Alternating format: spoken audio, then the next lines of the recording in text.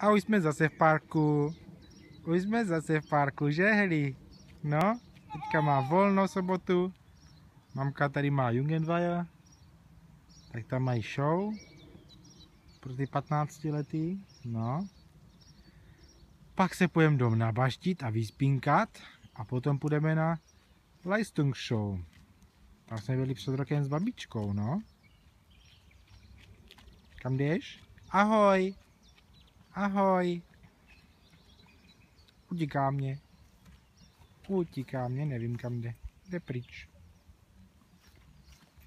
Pryč jde Helenka. Pápa. Díváš se na taťkový boty, jaký má bílý botečky, jo? Díváš se na taťkový boty? Jo?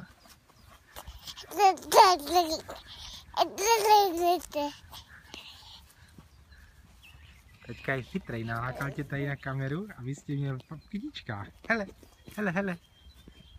Hele, hele. Plump.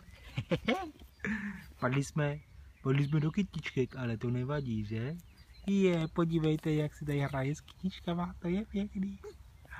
To je naša Helenka.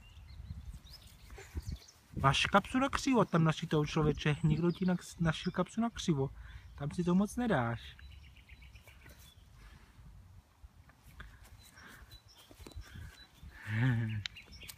Tak, ahoj, ahoj, ahoj, Heli, ahoj, ahoj. Pařím ti nespadni. Tak, ahoj.